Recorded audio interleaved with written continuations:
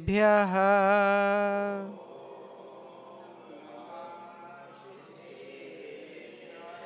ॐ नमः सिद्धेभ्यः।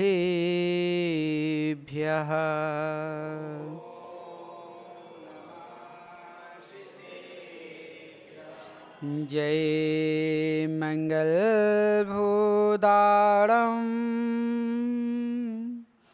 विमिलाणं नाणिदंशने मयाणं तिलोयसयाराडं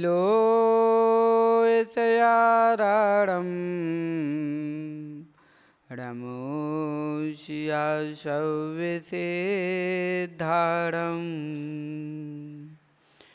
नमो अरिहन्तारं नमो सिद्धारं नमो आयिरियारं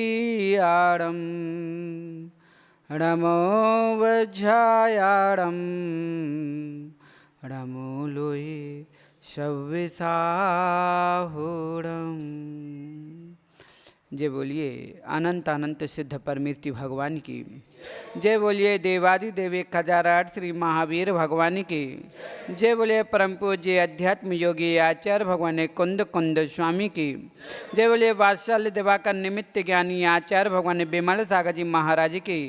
जय बोलिए परम पूज्य महातपस्वी आचार्य भगवान सन्मति सागर जी महाराज की। जय बोलिए परम पूज्य गणाचार्य आचार्य भगवान विराग सागर जी महाराज की। जय बोलिए परम पूज्य आचार्य भगवान श्री विशुद्ध सागर जी महाराज की। अहिंसा में जैन धर्म की जय।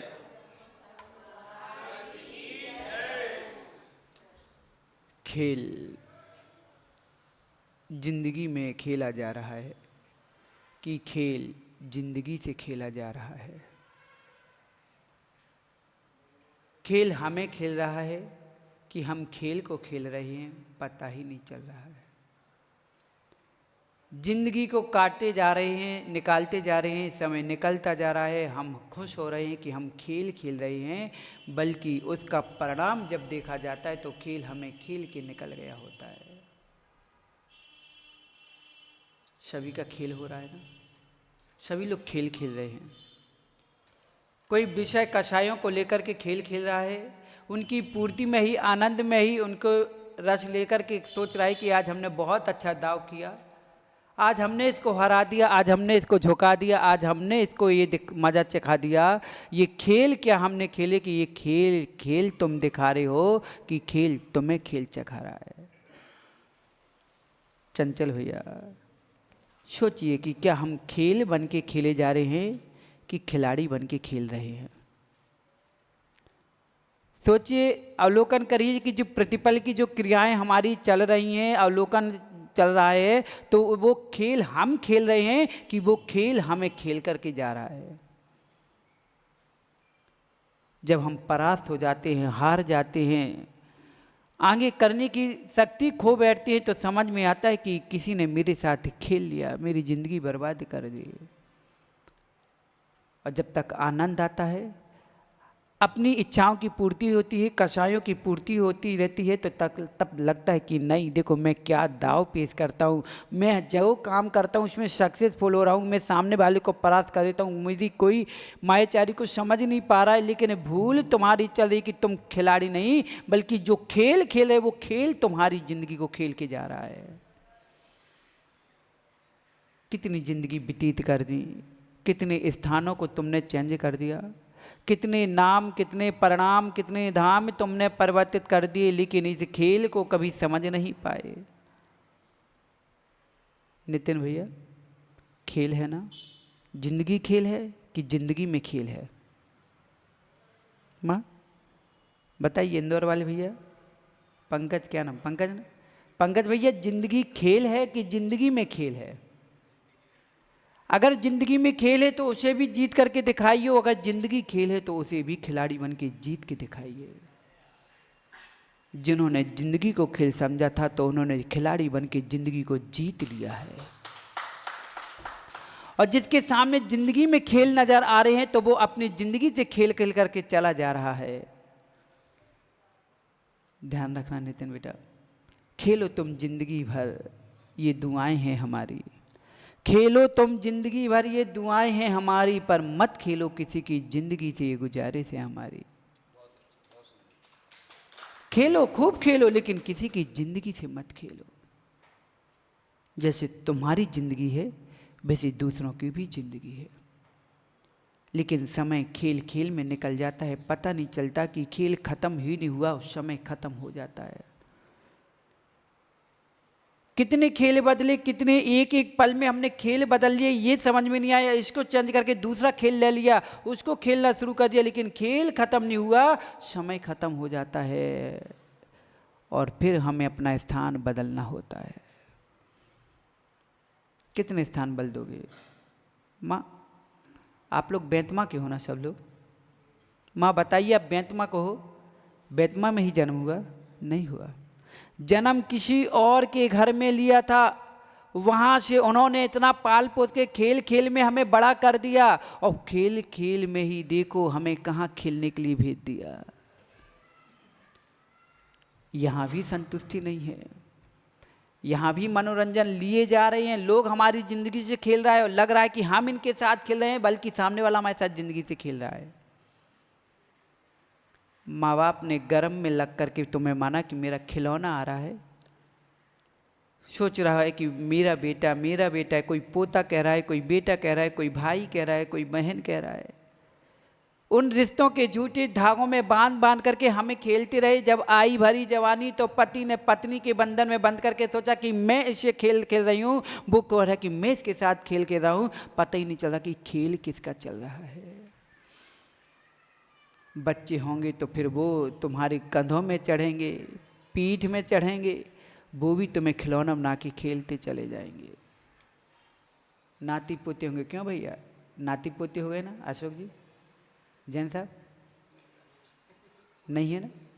किसके नाती पोते हो गए? हुए किसी के नाती, बेटों के बेटे हैं, उनसे पूछो कि माँ जब आपका पोता खेलते खेलते आता है दादी माँ की पीठ में, कि दादी माँ को भी कभी घोड़ा बनना पड़ता है, बंदर बनना पड़ता है, तो कहते चल मेरे घोड़े, चल रहा है। दादी खेल रही है कि मैं पोते के साथ खेल रहा हूँ, पोता सोच रहा है मैं दादी के साथ खेल रहा हूँ। भ्रम में है दोनों, कौन किसी के साथ खेल रहा है? आखिरी समय आएगा, खेल खेल होते होते खिलौना टूट जाएगा। क्या होगा माँ? ये खिलौना टूट जाएगा, इस खिलौने का होगा क्या? वही होगा कि बस लिया खिलौना फेंक दिया जाएगा। माँ किसी ने जलेबी खाई है? होटल में गई कभी? क्या हुआ, एक बार एक बड़े सेठ जी चंचल जी बड़े प्रसन्न होकर के हरे हरे नोट दुकानदार के सामने रखते हैं, कहते भैया हमें 1 किलो जलेबी दे दो। कितनी दे दो भैया? क्या नाम तुम्हारा? आदित्य भैया। आदित्य भैया ने खिलौने मिठाई खरीदी और मिठाई लेकर के सामने वाले को पैसा दिया, और दुकानदार ने बड़े अच्छे डब्बे में उन जलेबियों को रख दिया और पैकिंग करके आदित्य भैया के हाथ में दे दिया। अब आदित्य भैया बड़े खुश, मेरे हाथ में जलेबी, स्वादिष्ट जलेबी, अब मैं सारे रिश्तेदार पूरे परिवार को खिलाऊंगा। और जलेबी डब्बे के अंदर क्या सोच रही, क्या मेरी कीमत इतने अच्छे सुंदर डब्बे के अंदर मेरे को रखा गया। अभी तो सामने धूप में रखा गया था, गरम गरम चाशनी में डुबाया गया था, लेकिन अब मेरी कीमत क्या हो गई, बढ़ गई। मैं किस में आ गई हूँ? एक डब्बे में, स्पेशल डब्बा। और आदित्य भैया ने कैसे लिया? बड़े नाजुक हाथों से संभाला, ऐसा नहीं कि पकड़ के जम के दबाए, कैसे नाजुक हाथों से, कहीं एक जलेबी टूट ना जाए, बिथर ना जाए, बड़े नाजुक हाथों से लिया, कार का दरवाज़ा खोला और अंदर बैठे और आगे वाली सीट के सामने डब्बे को रख दिया और एसी चालू कर दी। जलेबी सोच रही है क्या भाग्य जगह मेरा। अभी हाथों हाथों डब्बे में, डब्बे से हाथ में देखो मुझे कार में बैठा रह गया, वो भी कहाँ, आगे वाली सीट के सामने। मेरे को कोई धक्का मुक्की नहीं हो, बाकायदे एसी चल रही, ठंडक में, क्या मेरे की यात्रा हो रही है, क्या मेरा सौभाग्य जग गया है? आदित्य भैया सौभाग्य जग गया? किसका, तुम्हारा कि जलेबी का? दोनों का जग गया। अब जलेबी, अदित भैया तो खुश हो रहे थे, क्या देखा मेरे सामने जलेबी है, लेकिन जलेबी खुश हो रही कि मुझे डब्बे में रख करके कार में घुमाया जा रहा है। जैसे घर आया अदित ने दरवाजा खोला, और फिर आहिस्ते से डब्बा उठाया, उठा करके सीढ़ी चढ़ के घर में सोफा सेट के डाइनिंग टेबल में रख दिया। डब्बा खुश, देखो पूरे घर में क्या रौनक के बीच मुझे बीच घर में रखा गया।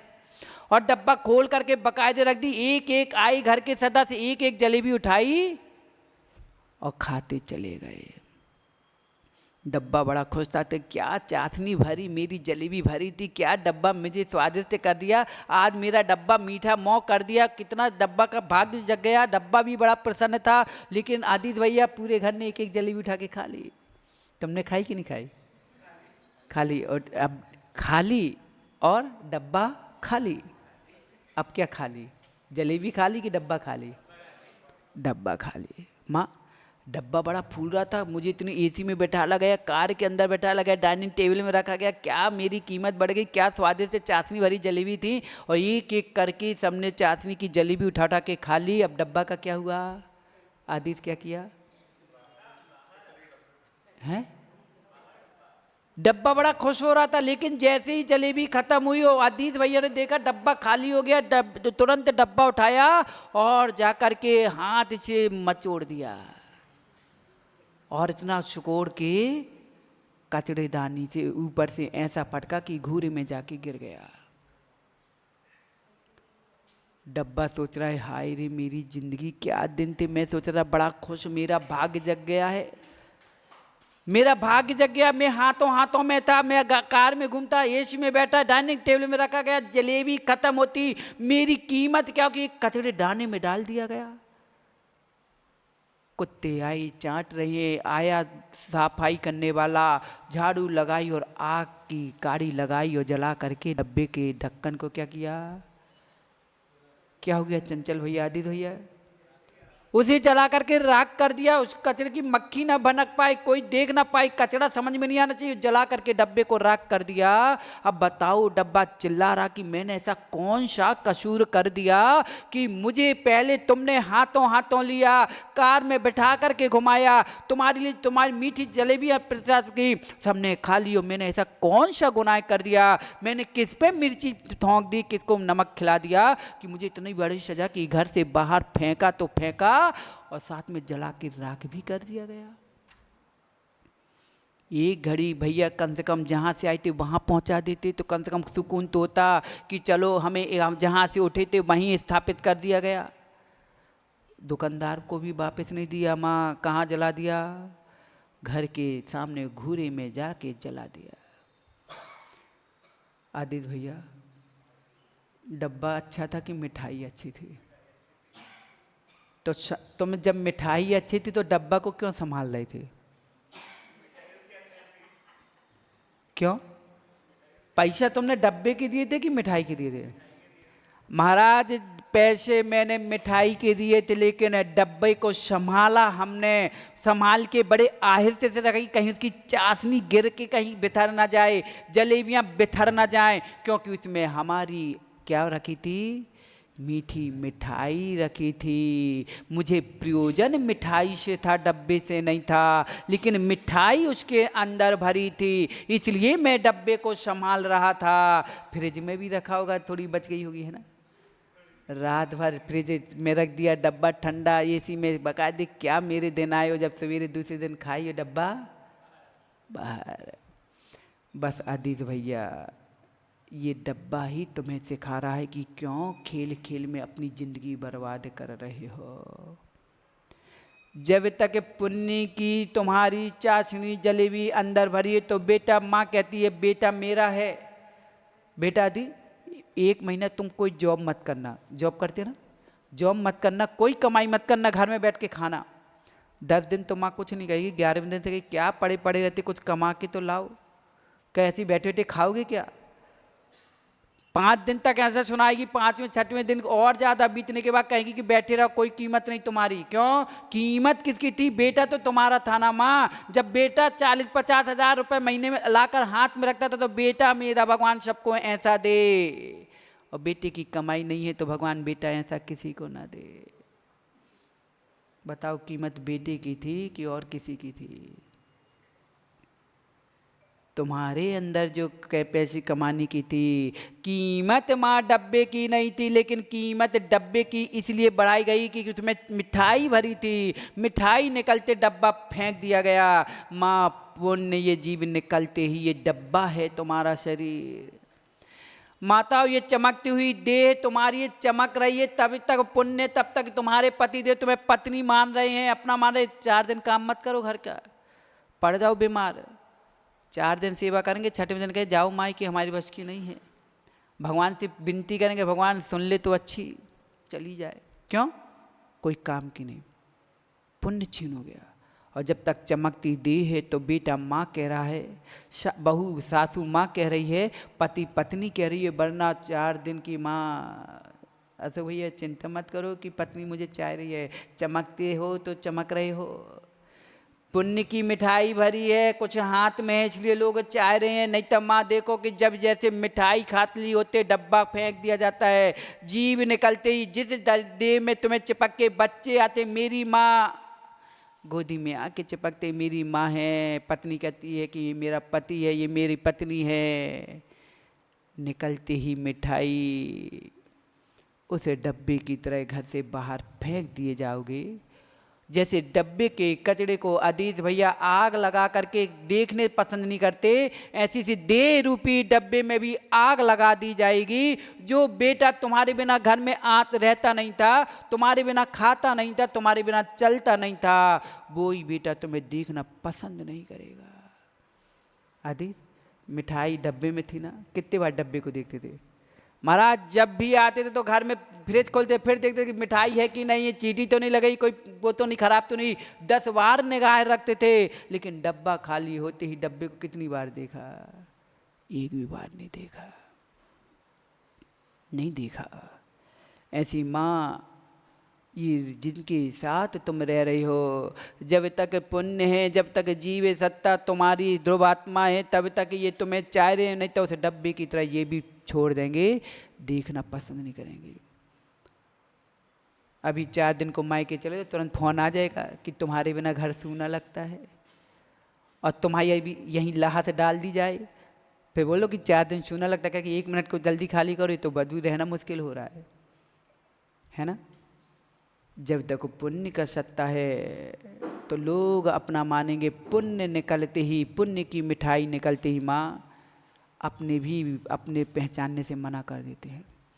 पैसा है तो आओ बहन, आओ भैया, बैठो, चाय नाश्ता कर लो, और नहीं है तो कहने से भूल जाते कि आप कौन। ऐसी है ना चंचल भैया, ऐसी होता ना? इसलिए भैया पुण्य जब तक है, खेल ऐसा खेलो कि खिलाड़ी बन के खेल को जीत लो, कि फिर कोई खेल ही ना किया जाए। समय हो गया है, समय हो गया है खेल का। अब कौन सा खेल होना है मालूम है?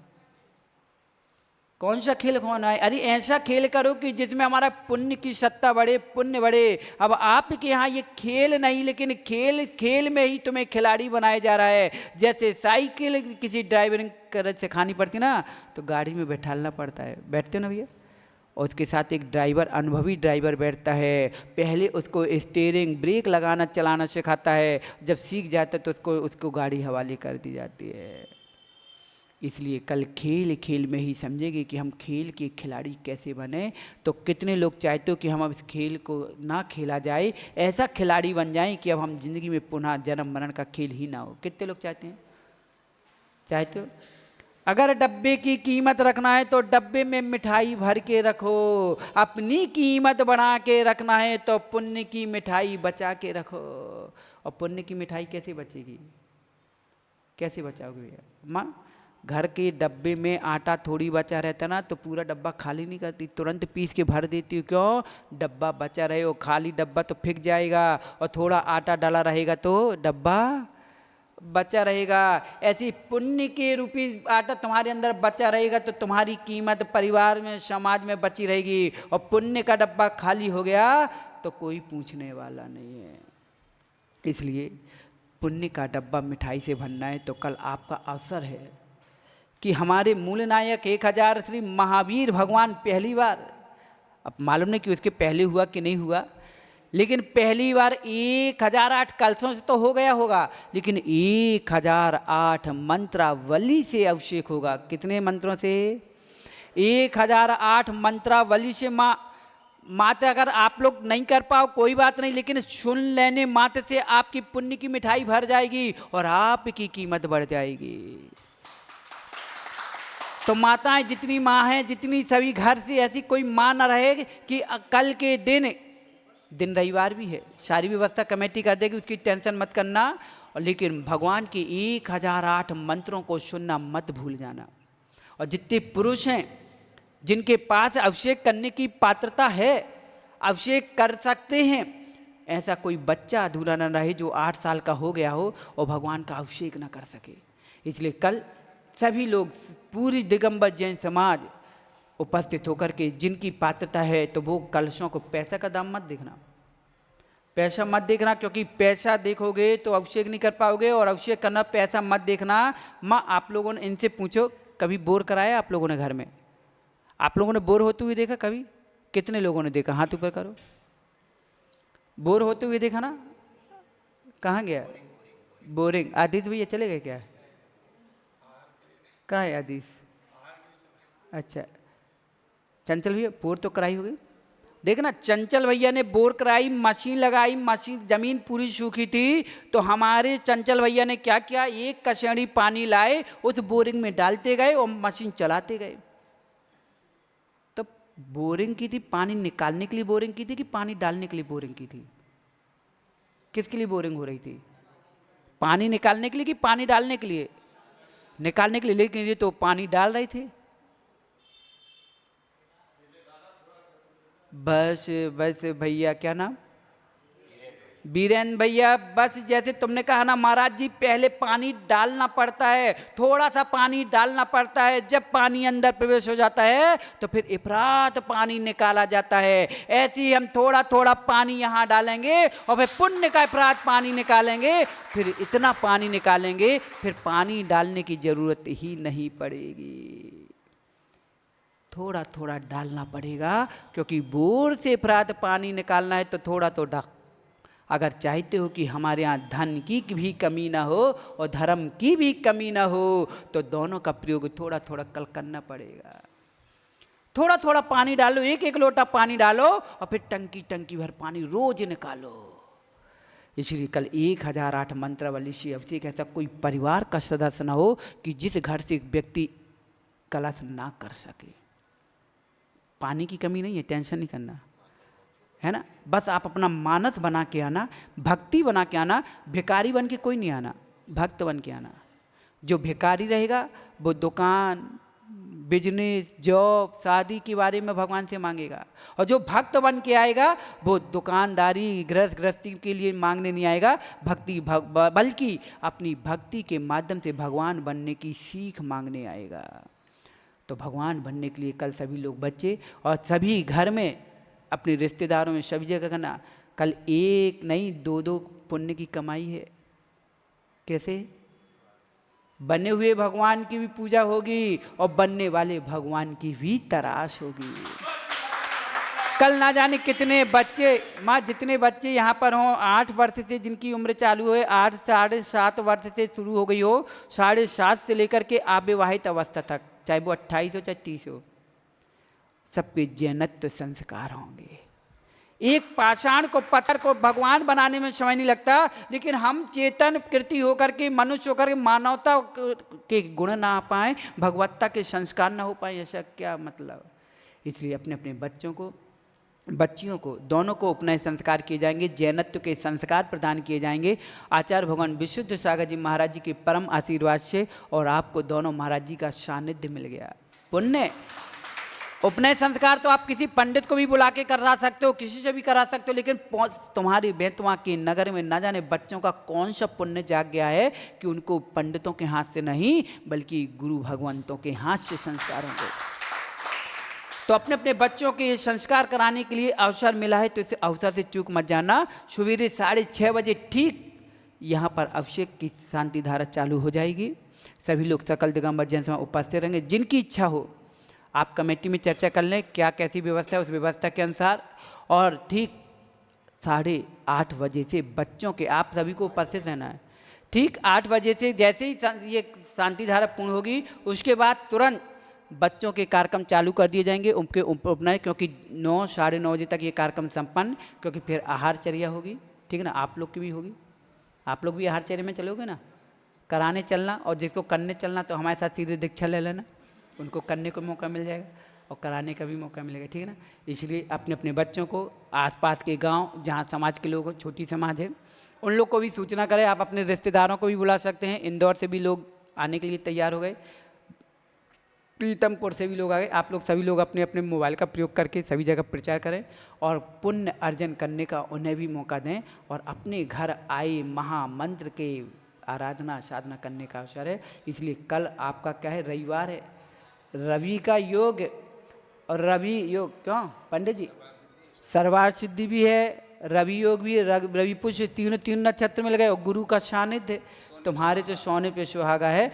कल उन बच्चों का पुण्यशाली अवसर देने, क्योंकि सर्वार्थ सिद्धि के योग पर रवि योग का नक्षत्र और 2 गुरुओं के कमलों के द्वारा और जिनेन्द्र भगवान के सानिध्य में जैनत्व के संस्कार होंगे। आज ये जैनत्व श्रावक के संस्कार हो रहे हैं। ना जाने कौन सा बच्चा इस जैनत्व संस्कार से इतने बड़े प्रस्फुटित होकर के बीज को उद्घाटित करके, ना जाने कौन सा बच्चा तुम्हारा आचार्य विद्यासागर जैसा संत बन जाए, कौन आचार्य विशुद्ध सागर जैसा संत बन जाए, आर्यका चंदनामती, आर्यका ज्ञानमती, विशुद्धमती जैसी आर्यका बन के निकल जाए, कोई भरोसा नहीं बा। ये संस्कार के बीज तो आरोपण करना पड़ेगा। इस बेंतमा को कोई आज जानता भी नहीं है और ऐसे संस्कार हो जाएंगे तो ये ऐसा कोई गांव नहीं होगा कि अभी कोई जानता नहीं है, फिर कोई भी इस गांव को कोई भूल नहीं पाएगा। ऐसे प्रभावना में सभी लोग सहयोग करेंगे। सकल दिगंबर जैन समाज यहाँ नहीं, ये मत कहना कि फलाने जी का मंदिर है, किसी का नहीं। ये कौन है, हम किसको मानने वाले हैं, नमो लोए शिव साड़म। कल हमने नमोकार मंत्र के बारे में पढ़ा ना, सुनाए ना। हम कहीं उस भूल में नहीं जीना है, जो भूल हो गई उसको छोड़ देना है। अब नई खेल खेल करके खिलाड़ी बन करके खेल को जीतेंगे, ना कि खेल के साथ खेलते रहेंगे। इसलिए सभी लोग खिलाड़ी बनकर अपने कर्मों को जीत करके खिलाड़ी बन के उस खिलाड़ी के खेल को बंद करना है कि फिर मुझे जन्म मरण जैसे खेल में ना फंसना पड़े। बोलो महावीर भगवान की परम पूज्य आचार्य भगवान विशुद्ध सागर